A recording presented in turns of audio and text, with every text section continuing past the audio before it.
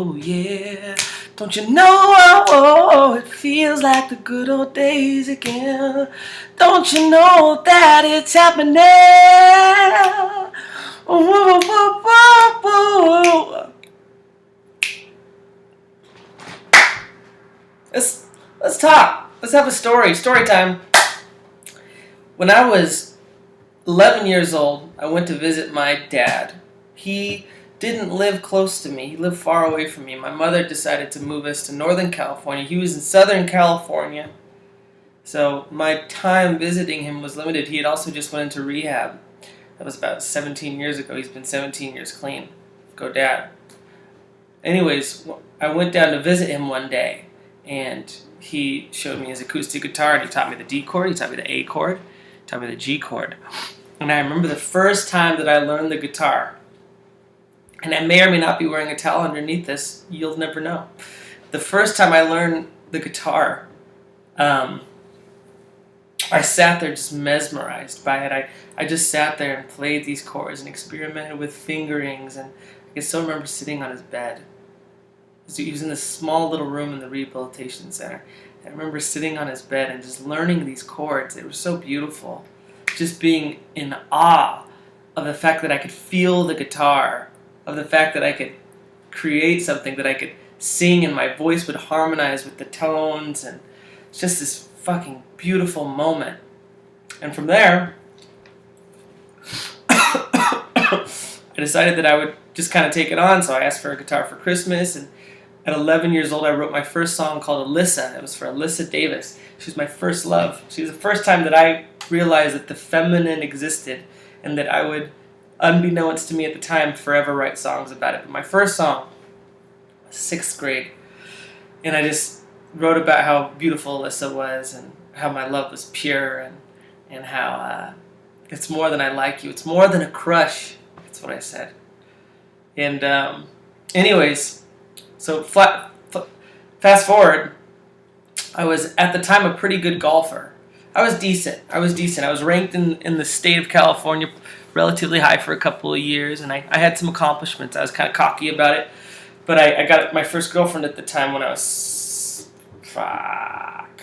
17. Must have been early 17.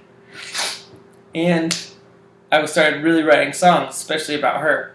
So, and I also had sex for the first time. So all these 3 things happened. So I gave up golf. I was going to be a famous golf star. I was certain about it. I spent all my time on the golf course. Boom. All at once. I can't golf anymore. I remember telling my dad that he had so many dreams about me becoming this famous golfer. And parents invest their identities into their kids. You know, big time. So he was crushed. He couldn't speak to me for a month. And my dad and I have such a strong relationship, especially in terms of talking. We can talk forever.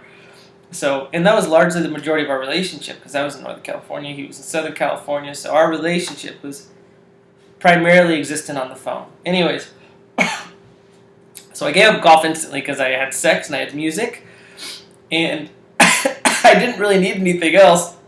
So that was when I started writing songs. And that was right around 17 that I really started writing them. I had kind of random songs that I wrote a little bit between the ages of like 11 to 16, just kind of one-offs. But then at 17, it was clear, like, I need to write music. This is too good. This thing happening with this girl is, there's too much there. I have to express it. And I don't know how to do it just by speaking, but I can eternalize it. I remember being fascinated with the fact that I could eternalize things in a story, in a song that could be sung forever. You know, you'd never lose that moment, because anytime you sung the song, you were transported back. It's like a time machine, like a beautiful, idealized time machine. So, anyways, I go to college, I continue to write, life continues to happen, things start to get complicated, identities start shifting, ideals start breaking, and I start confronting life in all of its complexity and all of its ambiguity. You know, what is right, what is wrong? What voice am I listening to? Whose voice should I be listening to? What is my real voice? What does love really mean? How am I not that? How am I selfish? How can I write about all this? What the fuck am I going to do about music since it's not going to make me money? Am I just staying a kid? So music became this kind of thing that I put pressure on myself to do. it became a big part of my identity. It still is a huge part of my identity, but it became something that I didn't relate to out of fun and earnestness and just kind of an unsullied, expressive vessel. It became more this thing that I had to have some kind of importance out of. I needed value from it. The way that golf gave me value from my family and friends and peers, I wanted music to be the thing that I knew I could have this life as a musician. So I chased it, but what I didn't know is the way that I was going about it was really, really adolescent. And that I don't know if I was so... The way that I was going about it was kind of sucking the joy out of the process for me. So anyways, I ended up losing a lot of different things all at once. A primary relationship, an essential community of friends, a band. It all just kind of dissipates right around the age of 24. So I write my first album based in that pain, of like genuine heartbreak. It's called Love in Colors. It's on Spotify and iTunes. I'm everywhere, man. And that came out to be just a beautiful work of art. I was so proud of that, but that wasn't really all me. It wasn't. It was, I wrote all the songs, I played the majority of the instruments, but Daoud was this producer I was working with who was just fucking as talented as he was arrogant. It was so hard for me to be around him. But he was so good at what he did. Like, he was so much better than me at music, at least from a production standpoint. So he really made that album come to life with the way that he, just the way that his fingerprints injected with everything that I had created. And we ended up making Love in Colors. And Love in Colors was this catalog from beginning to end of what the end of the breakup was to where I saw me potentially ending up. You know, you kind of have an intuition of like, oh, well, this is what I'm going to be like when I'm finally an adult and I know how to actually be mature. You have that in your mind's eye, and we try to work toward that as much as we can, which is interesting because I don't think that people can speed up their individuation process. I think it's something like that body, how it ages without you doing anything. I think that's how your maturity is too.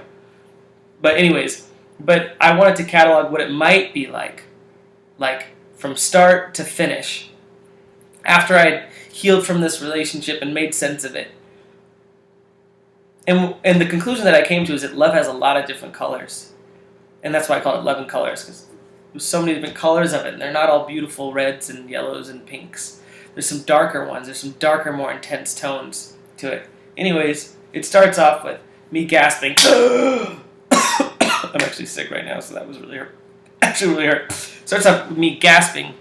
It's because that's how it felt like to make this album. When the relationship ended, it felt like the life was being like, like it was like, I don't know. Felt like being choked, which is why that music video starts with somebody choking you, like this very beautiful, hyper-feminized character choking someone in a bathtub while they're kind of rendered paralyzed. That's what it felt like. Anyways, and then you progress through the album, Cherry Cola. There was all these kind of odes to her. There was all these little things in the album that were little kind of, I guess you could say, motifs. Like 4:34 was a time that our watches would beep, so we could say that we loved each other at 4:34, and then I crudely put it on the wall in lipstick, like made it look like a murder scene, like everything good had now become distorted and mean. Anyways, I was in a sad place when I made that video. But anyways, so the album progresses. It slowly gets better and better. It ends. There's 2 songs before it that's called The Entire Full Moon is Reflected, and that's about this guy. That's my least favorite track of the record. I think it's kind of a stupid track, but I had good intentions when I wrote it, and I've always debated taking it down, and I'm not going to. It was a part of who I was, and it had meaning for me then, so whatever. But the whole idea behind the track is this guy goes to a party. He's kind of existing. He's just trying to get laid. He's looking for pleasure. He's looking for avoidance and escape, and he's trying to avoid the actual pain that he's going through. And it ends up to the point where, he acts all cool, and then he has a few drinks, and then the truth comes out that he just has severe self-esteem problems, severe self-hatred. And it ends with him dying, which is a little over the top, and this funeral being said, but I guess you could say that was like a metaphorical death that people have to go through when they're young. You have to kind of meet the monster, so to speak, to come out the other side, or you have to kind of, if you're watching a good movie, you have to start in the conscious mind and then take a journey to the unknown, where some kind of death, like intense uncertainty happens, where you don't know if your self-concept will survive, and then you make it back and you're changed. The hero's journey, right? So that's what I tried to capture in that song, but I don't know if I did. And then it ends with all the people in my life at that moment. This isn't how it ends, but the last track, Love and Colors, is all the people in my life at that moment and their perspectives on what love was. And Pharaoh was in it, Sibel was in it, Chelsea was in it, Chris was in it, Yoel was in it. Erica was in it. I'm sure I'm forgetting many people. My brother, my grandfather. There was all kinds of people in it, and some people that I met in Thailand. And it was just like all the different perspectives that love takes on. That love takes on, and that love can take on, and that exists in us. And and the kind of archetypal themes that we all come back to about it. And then it finally ends. The very ending, of the secret ending, was this recording of me and my first love singing a song by Jason Mraz, just kind of silly, and it ends with one of us saying "I love you" or something. I think it was me. Yeah, I said "I love you," and I just thought that was such an apt way of ending it. Just kind of bittersweet, a happier time when things made a bit more sense, and something to be valued and cherished and ultimately released. Anyway, so this is all just to say that up to this point, that's how my music has evolved, and that's where I've come to as an artist, or at least that's how I got through my first album. And this next album is I'm not sure exactly what it's about, but I think it's going to have the themes of just kind of struggling with different aspects of life. So something happens to you, and you have to kind of put the pieces together and reestablish meaning in your life. But all of your past informs who you become. You don't really exist in a vacuum on a day-to-day basis. You're influenced by all these other forces that make up the totality of you. So this is all to say, what I really wanted to do is explore. I wanted to explore my romanticism. I've always been a little bit ashamed of my romanticism in life and my expressiveness. I've always thought that men should be a bit more stoic, and that expressiveness was a strictly female trait, which is really fucking stupid and toxic. But can you blame me? I mean, come on, we're talking culture here. Anyways, I've always been a bit ashamed about that. But the album is largely me trying to reconcile that we are who we are, and that sharing who we are, and sharing it confidently, and sharing it within with truth and values behind it, it's potent. Like, whoever you are, there's potency to that. And that, I think it's just kind of me fighting through different cultural narratives, and fighting through different sadnesses and depressions and joys and experiences, and trying to make some kind of positive sense out of it. I think it was largely inspired by Jason Mraz. Not necessarily the singing, because I stopped listening to him about 3 years ago, so he doesn't really inform the types of songs I write too much anymore. But I mean, I guess he does. I was really fucking into him, and I still am really into him, but more as a human being, less as a musician. But so there's a new album coming out. That's what the end of this video is going to tell you. There's a new album coming out. Really excited to release it. It's not going to be out for a while, but it's in the making, and I should be releasing a single sometime in the future. So look forward to that future time when a single is released. I've got the song written though, and it's already in post-production.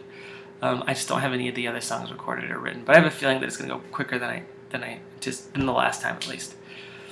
I have no idea why I feel that way. I have no justification for feeling that way, because usually everything takes forever, but I just get a sense that this one might not take as long. Anyways, peace out, whoever you are.